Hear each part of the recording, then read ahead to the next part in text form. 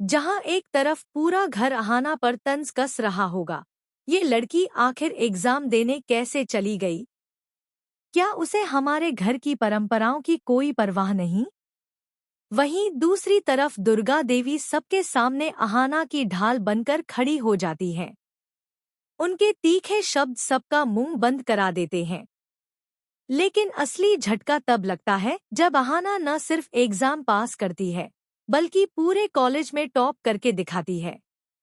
जीत की इस घड़ी में जब उसे पता चलता है कि उसी की सास दुर्गा देवी ने चुपके से उसका एग्जाम कार्ड बनवाया था, तो अहाना की आंखें भर आती हैं। वह अपनी ट्रॉफी दुर्गा देवी को थमाकर कहती है, सासू माँ, इस जीत में जितना हिस्सा मेरा है, उतना ही आपका भी है। आपने ही मुझे आगे बढ़ने का हौसला दिया। यह पल अर्जुन के दिल को भी छू जाता है।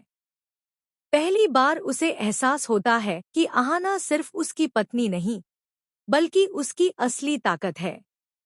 वह अहाना का हाथ थामकर कहता है, अब से तुम्हारे हर कदम पर मेरा साथ होगा। और इसी के साथ दोनों के बीच एक रोमांटिक पल जन्म लेता है। मगर कहानी यहीं खत्म नहीं होती। पीसी मुनि जी और विष्णु जी की आंखों में आग जल उठती है। वे एक दूसरे से कहते हैं, आज मजबूरी में माफी मांगनी पड़ी, लेकिन कल इस लड़की को हमेशा के लिए घर से बाहर निकालना ही होगा।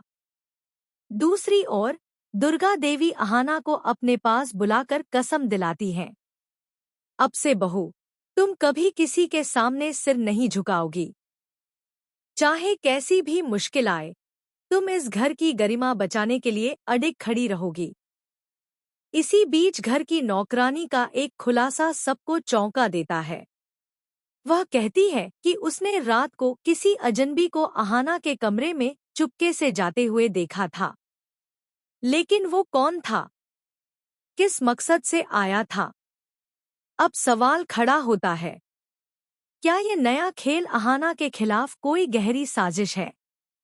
या फिर इसके पीछे कोई ऐसा राज है जो पूरे परिवार की नींव हिला देगा? ड्रामा अब और गहराता जाएगा।